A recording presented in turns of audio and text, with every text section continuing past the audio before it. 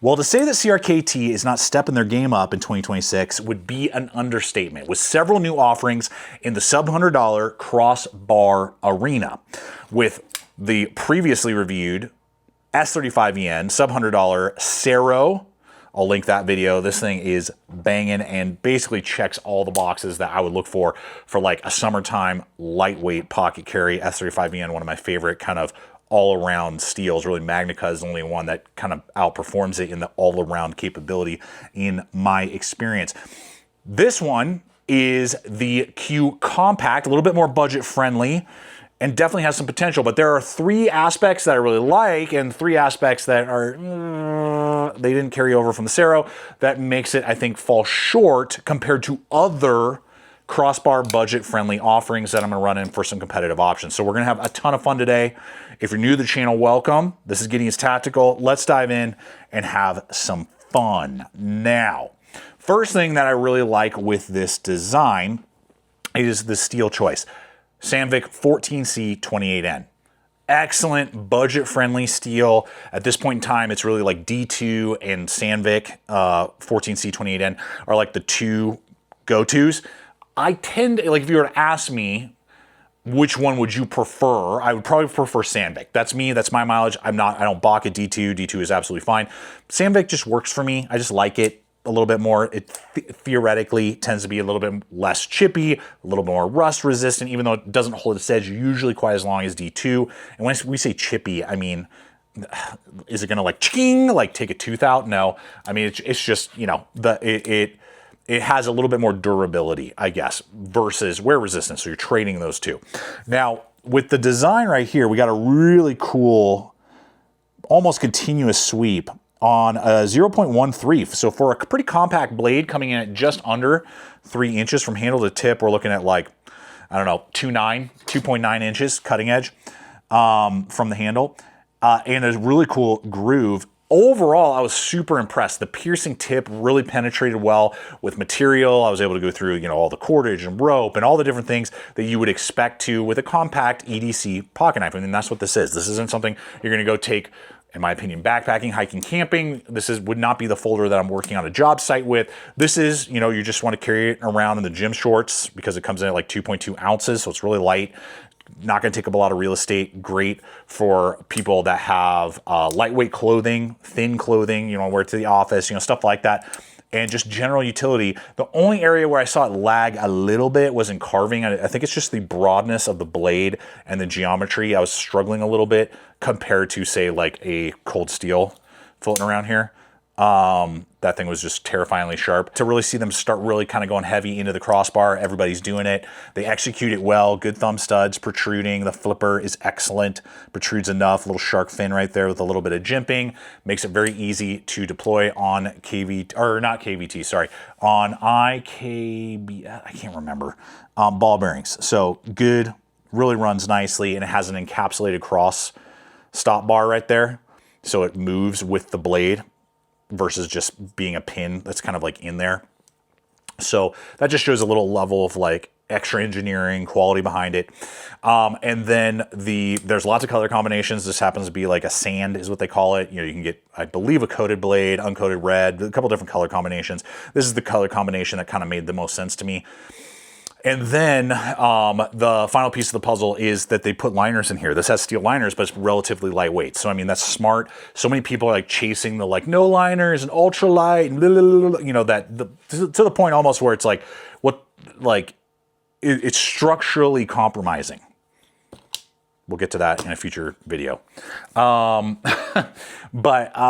it can be a problem, and it can just feel cheap. So there's a little, even though it's really light, there's a little bit of density, a little bit of durability there that really helped this to make sense. Now, what are those 3 aspects that I feel like they kind of missed on, details that just other companies are executing better? I'm going to get to that in just a second, but I do want to thank the sponsor of today's video, which is VAER watches. And even though it's the 21st century, and some people may be like, what's the point of having a pocket knife? This isn't the 1800s. It's essential. I can't leave the house without a folder or fixed blade on me. In the same way, I can't leave the house without a timepiece riding right there on my wrist. It's essential. I got to do it. And VAER watches, which is founded right here in America, and they build many of their watches right here in the USA with their American workforce, is awesome.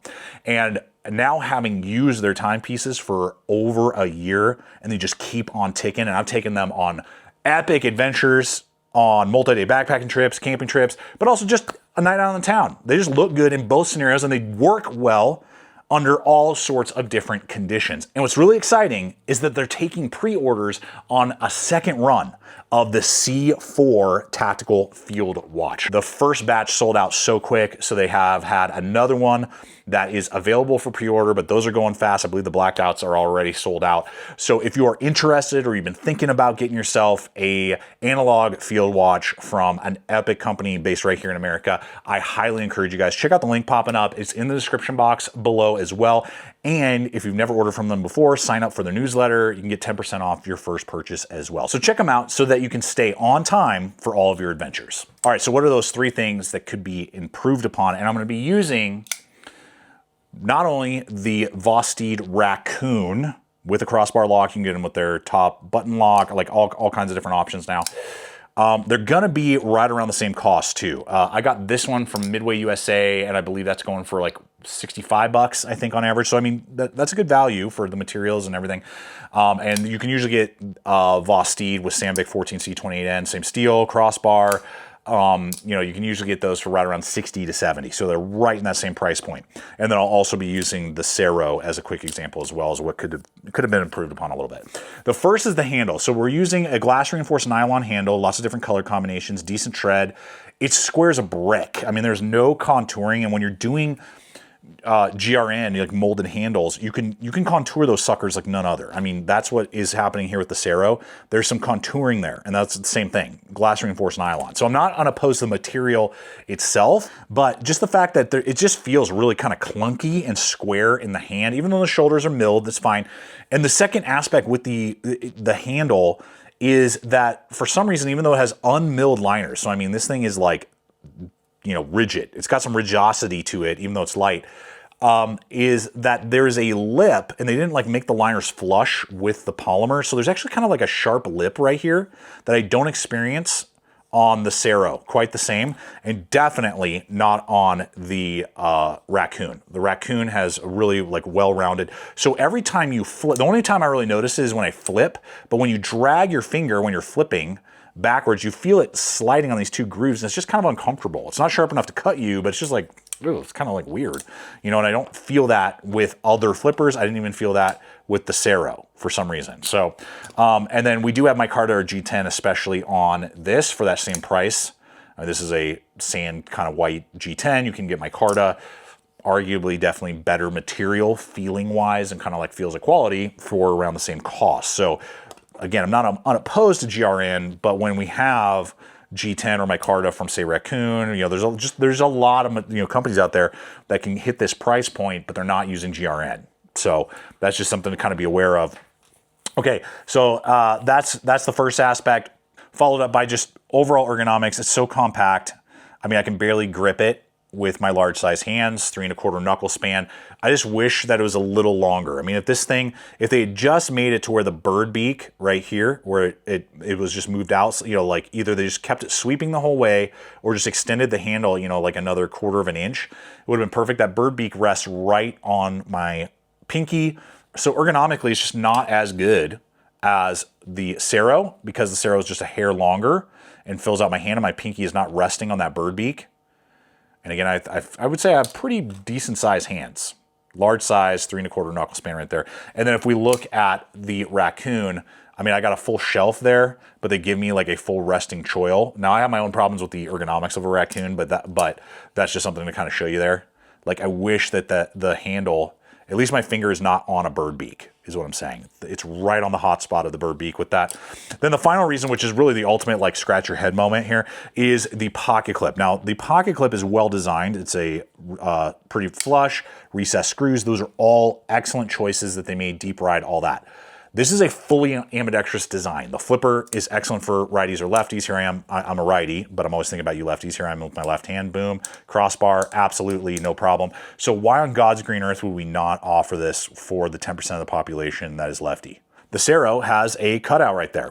Swap it over, ready to rock and roll. Now again, $85 to $95, S35 yen, better than Sandvik for sure. ergonomics better. I mean, if you're looking at CRKT or you like CRKT and you're seeing this, you're kind of like, oh, there's a couple things that you're saying I'm not digging. This is absolutely, again, you can check out the video, but a banger. This one is a good knife. I've EDC'd it quite a bit and I really like it. And I've been getting a lot of questions about it. This one just left some things to be desired. So again, as a righty, it means nothing to me. But for you lefties, I'm just like, why? And like, why? If you're doing it for this, here's another one that we're going to be getting to in the following week. But like, here is a plate on another CRKT. So they know what they're doing here and they know what they're doing here. These were all released at the same time. Why are we not doing it for this? Like, I don't get it. So it just leaves some people out in the cold in that way. So there's aspects to it, but it's just not banging on all cylinders like its big brother that's, you know, let's say 20 bucks more. We'll say 20 bucks more for the SERO. You get S35VN, ambidextrous, better ergonomics, and I mean, just a spicier look anyway, right? So there you go. So not bad, interesting. They're on the right track. I hope that CRKT grows from this, modifies maybe some designs, changes some things, introduce some new stuff, and like builds on this. They have a very good foundation that I hope they tweak and design better and you know, we can get to a pinnacle here. So there it is, guys. My quick rundown on the Q Compact from CRKT. If you own one, what do you think? Appreciate your guys' feedback. Thanks for hanging. Till next time, always remember to stay equipped, stay prepared. I'll see you out there.